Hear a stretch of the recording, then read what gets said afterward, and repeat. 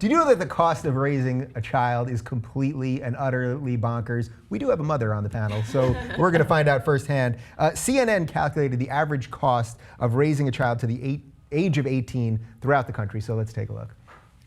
Okay, so what you're seeing here, that on the bottom, you're seeing the years of age, and a 1-year-old, it costs about, looks around about $13,000, and that you get around there for the first 7 or 8 years. And then around 10, it starts jumping, and then it gets precipitously higher, so that by 18, you've spent around $245,000. This includes child care and education, health care, food, housing, et cetera, et cetera. Let's look at the Northeast. So this is where it's the most expensive, and it's almost double. I mean, that's crazy. If you're in the Northeast, it is almost double.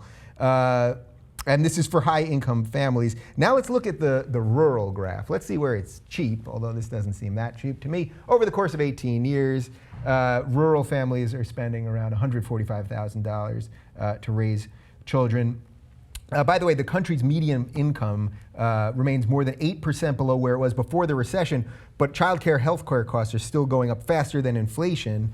So all of this just sort of adds to a lot of badness. Yeah. Economy, not great. Costs going up. By the way, we do plenty of stories here about how college education no longer gets you the jobs that it used to. I'd like to point out that this does not include college. This is for the first 18 years of life. So we're not even factoring college cost here. Yeah. What was I thinking? Take it away, Mama. I had a baby in 2013. What was I? Did I not check these facts? Is this graph not getting mailed to me? Did no one put this in a class? That's not a. You don't get like a packet. They don't give you a pamphlet, and rightly so, because people wouldn't have children reading that. They just say no, lock it up. I don't want it. And unfortunately, I think those figures are probably low. I think I spent $245,000 just last week in putting her in swimming class and gymnastics, and they don't even account for like the extras that you have to do just to keep your child in the same race. You know, they have the, Spanish class, French class. Now you need, Mandarin. Like, I could drop French. I wouldn't worry about it. I took French. Yeah, I wouldn't worry about and French. I don't use it. When's the last time you spoke French? I went to Paris. I use a little. Oh, okay. But no, it's just overwhelming to think that it's only going to increase. It doesn't include college. Where are people supposed to get this money? And you brought up the rural area being, $145,000. Well, they make a lot less. Yeah. So it feels like $400,000 to them. And so you just don't know what you're gonna do, but we've been doing it for years. These children still get raised, they still grow up, they still go, well, some of them still go to college, and somehow, some way, parents make it happen. You cut costs where you can. So is that the overriding theme on this thing? Like when I see these studies, it's like, people this is what life is. Like you just keep moving forward, the next generation keeps coming, and yeah, maybe it gets more expensive and more difficult, but like it just kind of keeps rolling along. Sure, you can argue that. I would say that it keeps getting worse for some people, and it stays the same or gets better for others, and that's a small minority there, right?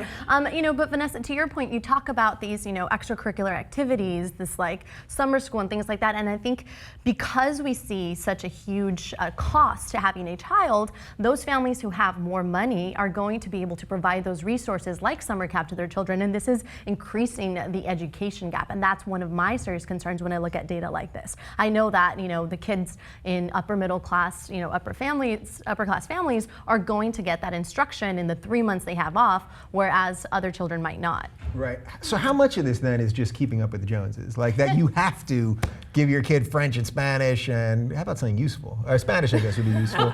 But you know what I mean? Like you got, like if everyone else is taking the swimming classes, you got to take the swimming classes and gymnastics and all that. I don't think that so much is the part of keeping up with the Joneses, but if I buy a Greco high chair that's only like $70, and someone goes and buys this new fancy Stoka high chair the Stoka one. that's I've seen this. $250. That's where the disconnect is, and that's when you're trying to keep up with the Joneses. I think it's healthy to put a child into different activities to kind of flush out what their interests are. I did the same thing. And you can do free activities too. Like they exist. Yeah. But you do a lot of things, and by the time you're in high school, you realize what your passion is. You focus on one thing, and it doesn't cost as much money. So I don't think so much of it is keeping up with the Joneses. It depends on your family, and we don't believe in living outside of our means. So if if I can't afford it, we don't buy it. It's very simple for us. You bring up an interesting point with the like high chairs. You're like, oh, this, I don't even know what kind of high chairs I want you're to talk talking about about. Stoka. Is that what it's called? I want to talk about that in a sec. Graco, But what the heck yeah, is that? You go ahead. But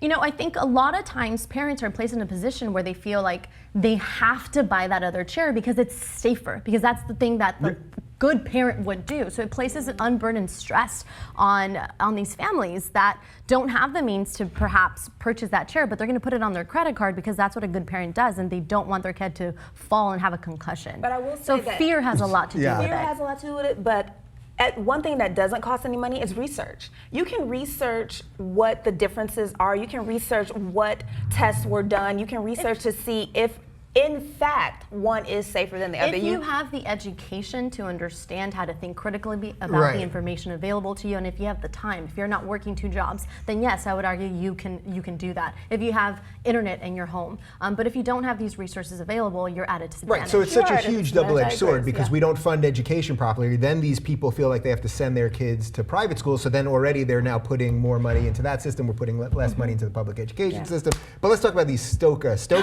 These things. Stoka. Because my brother got one for his kid, not the a stroller. Oh my goodness. But you can't. But they never use it because it's so minimalist that you can't like hang shit on it. Which I guess parents have a lot of shit. You know what I mean? Like there's a lot of bags and like cookies and things. And it looks like a spaceship. Like you almost don't know how to work it. Now I will say that I have the Stoka Carrier, but I didn't pay for it. I got it for free. And it's like a contraption that I cannot figure out. Like you strap the baby in. The baby's like on your back, your neck, your head. You're flipping it around. It's more than you need. Stoka's not going to be happy about this promotion you're giving them right now. You got it for free. I have a website that I dedicated solely to mommies and babies and figuring all this out. And I'm not placating to any brand. Sometimes the cheaper brands are crap. They're shit sometimes, and sometimes the more expensive brands are that for a reason. But you don't need a spaceship stroller. You really don't, because you can get an umbrella stroller, and I know I'm going way too far with this, but you can get a cheap stroller that strolls your baby and is not going to knock it out and give it a concussion. There you go, people. You don't need a spaceship stroller. What's your website, by the way? I actually went on your website the other day. It's awesome, actually. It's really stilettos cool. and sippy cups? Layout is very cool. I like that. Very fancy. So learn about some motherly things. There you go.